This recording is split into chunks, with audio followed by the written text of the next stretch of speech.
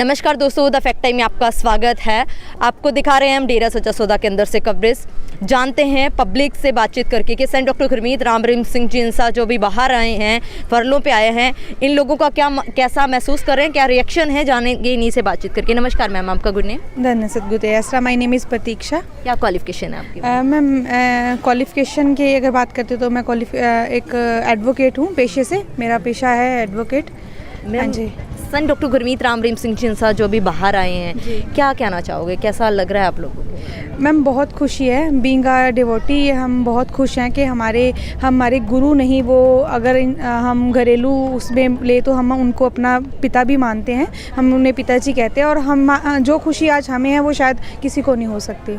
अगर आप बात करो कि लीगल तौर पे बात करते हैं तो ये उनका राइट है। वो आए हैं, वो अपनी राइट की वजह से यहाँ पे बैठे हैं, आए हैं। उनको कई लोग उनको पॉलिटिक्स का रूप दे रहे हैं, आप क्या कहना चाहोगे? मैम पॉलिटिक्स में मैं ये चीज़ एक कहना चाहूँगी कि किसी लीडर ने उनको बाहर नहीं निकाला है। जो फरलो उनको मिली है वो अपील जो उन्होंने खुद की है, ना कि उनको किसी ने बोला कि हाँ जी ये इलेक्शंस आ रहे और आप बाहर चले जाओ।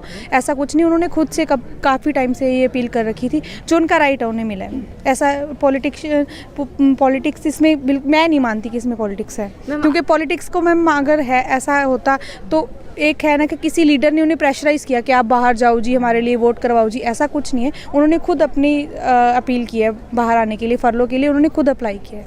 मैम आपको क्या लगता है जो उनका बाहर आना हमारी सोसाइटी के लिए, हमारी कंट्री के लिए फेवर में है?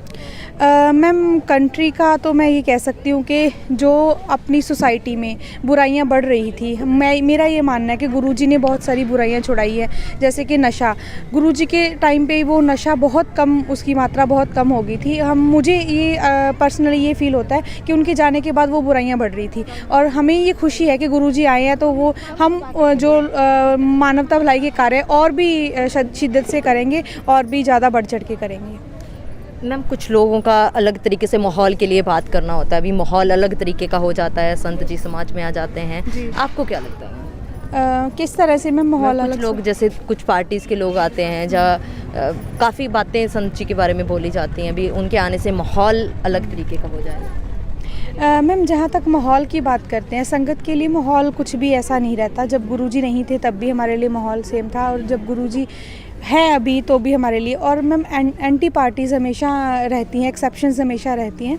एक इंसान है जो उस सिचुएशन को एक और पहलू से देखता है और दूसरे के लिए वो सिचुएशन किसी और तरीके से वो मानी जाती है। मेरा मानना ये है कि मैम ये अपनी अपनी वो है, और उनके आने से माहौल ख़राब होना ये मैं नहीं मानती हूँ कि माहौल ख़राब। जो दूसरी तरफ उनके ऊपर एलिगेशंस लगाए जा रहे हैं, आप खुद एक एडवोकेट हो, आप इन केसेस को किस नज़र से देखते हो? मतलब आपको क्या लगता है जो भी एलिगेशंस उनके ऊपर जी मैम एक आम आदमी की भाषा में बात करें तो लोगों को ये लगता है कि हाँ उन पे एलिगेशंस लगाए, मुझे बताया जाएगा तो मुझे भी लगेगा कि वो इंसान झूठा है। पर अगर हम कानून की उसमें देखें तो जो प्रूफ दिए गए हैं, मैं नहीं मानती कि वो वैलिड प्रूफ्स हैं, क्योंकि उस चीज़ को साबित करने के लिए बहुत सारी चीज़ें चाहिए होती है। एक चिट्ठी के आधार पर आप उस चीज़ को साबित नहीं कर सकते हैं। और भी लीगल बहुत सारी चीज़ें होती हैं, स्टेटमेंट्स होती हैं जो हमें ज़रूरी होती है, लेकिन मुझे ये नहीं पता कि उन चीज़ों को कंसिडर क्यों नहीं किया गया और जो लोगों की भावना है उसे कंसिडर नहीं किया गया। अगर एक चिट्ठी को आप कंसिडर करते हो तो फिर दूसरे जो उनके